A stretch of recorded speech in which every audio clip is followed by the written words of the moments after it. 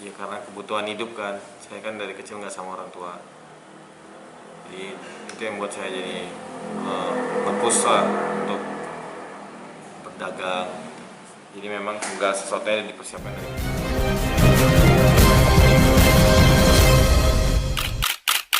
Waktu kecil saya pernah dagang buah keliling, terus kecil pernah nyemir sepatu, ngamen. Saya lama di jalanan. Di jalanan saya cukup lama, nyemir sepatu, ngamen, kuli bangunan, terus angkat muat barang gitu. Pokoknya kerja-kerja kasar. Saya waktu SD sekolah sambil jualan ya. Banyak kan dulu zaman kelereng gitu. Saya jual kelereng. Jadi saya sesuai habit juga, jadi sesuai musiman juga. Misalkan saya kan hidupnya di pasar ya. SMP kan saya tuh udah jualan dagang ya di pasar. Jadi itu di pasar sering banget tuh 3.000, 3.000, 3 gitu. Yang artinya ngobrol lah. Jadi kan biasa kan kita lagi pulang sekolah, temen mungkin ada yang lewat sama orang tuanya atau apa. Ya kita di sekolah suka diledekin.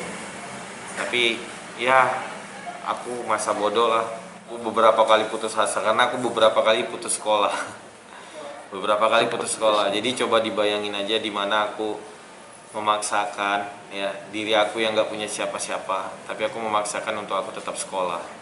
Itu banyak hal-hal pedih kan, misalnya kayak seperti ada orang tua guru manggil orang tua, itu aja udah hal yang sebenarnya buat kita putus asa kan.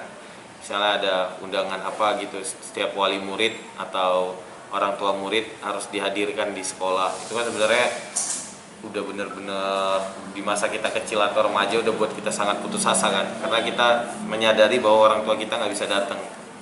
Tapi ya itu, aku dari dulu nggak pernah menunjukkan kesulitanku dan kepedihanku ke orang lain.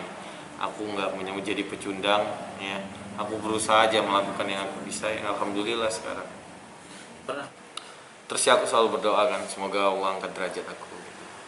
Terus aku selalu tahu bahwa semua yang kepedihan aku, perihnya aku, terus perjuangan aku pasti nggak akan ada yang sia-sia. Karena aku tahu banget aku dari kecil udah bekerja keras. Orang lain masih enak hidup di rumah, masih minta sama orang tua, saya udah kerja keras. Jadi ketika aku ngeliat orang susah itu sebenarnya aku pernah lebih susah dari itu gitu. Aku pernah nahan lapar, tapi aku nggak tahu harus ngadu ke siapa gitu. Aku pernah hal-hal yang paling sulit sekali. Jadi sebenarnya ketika seperti sekarang ini aku cuman nggak mau aja merasa orang-orang di sekeliling aku merasakan sakit yang aku rasakan dulu, seperti sakitnya numpang. Itu kan numpang sakit banget tuh apabila kita dikucilkan ya. Jadi aku berdasarkan itu aja sih, terkadang ya sedih itu ketika aku melihat ada mental anak-anak sekarang yang benar-benar mentalnya terlalu cengeng, baru masalah sedikit nganggapnya dunia ini udah runtuh gitu. Mentalnya pecundang banyak banget sekarang, susah banget nyari mental pemenang.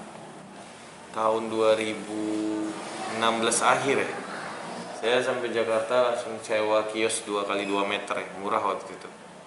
2x2 meter ya, saya jualan aja dikit-dikit dari 5, 10, 15, ada yang kasih tempo, yang penting kita jujur kan gitu. Kita nggak ada niat buat nggak bayar. Insya Allah memang kita bisa kemana aja kalau jujur sih, tapi bukan berarti saya ini suci, saya paling jujur, enggak sih.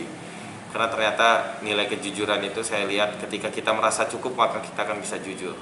Saat kita merasa kurang kita akan melakukan keculasan. Saya benar-benar udah melakukan yang orang lain belum memikirkannya gitu. Cuman ya kembali lagi, dulu kan kita terbuang, nggak punya keluarga, gembel, telantar. Jadi apapun yang kita katakan dianggap kentut sama orang-orang. Tapi kalau sekarang kentut kita dianggap motivasi. Terus kalau masalah sekarang ya, motivasi saya, tujuan saya ingin bermanfaat lah untuk orang banyak gitu. Mengingat saya dulu itu ingin banget membayangkan ada superhero gitu yang bantu saya kan. Saya di situ kan nggak pernah makan gitu. Saya selalu ngedoain kalau ada aja orang yang bantu saya pasti akan doakan saya pasti akan doakan dia gitu. Ternyata nggak muncul superhero tersebut, nggak pernah muncul. Ternyata ada seperti ini saya baru tahu.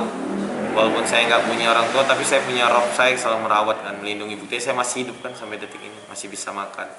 Yaudah akhirnya saya itulah berusaha menjadi perpanjangan tangan Tuhan lah, dengan dengan mewujudkan superhero yang itu, superhero yang saya bayangkan dulu. Ya akhirnya saya mikirnya saya, kenapa nggak saya aja gitu. Harapan saya bisa mencetak ratusan entrepreneur ya. Sekarang sih saya udah mencetak puluhan. Harapannya bisa mencetak ratusan entrepreneur dan punya 1 juta karyawan gitu. Terus dengan konsep dagang Rasulullah. Nah, artinya sampai detik ini saya terus melakukan perbaikan gitu. Bagaimana, karena di PS Store itu bukan hanya jualan, tapi bagaimana kita seperti pesantren juga lah gitu. Ya, menjaga akhlaknya, attitude-nya, belajar. Jadi di sini tuh belajar, bukan jualan doang.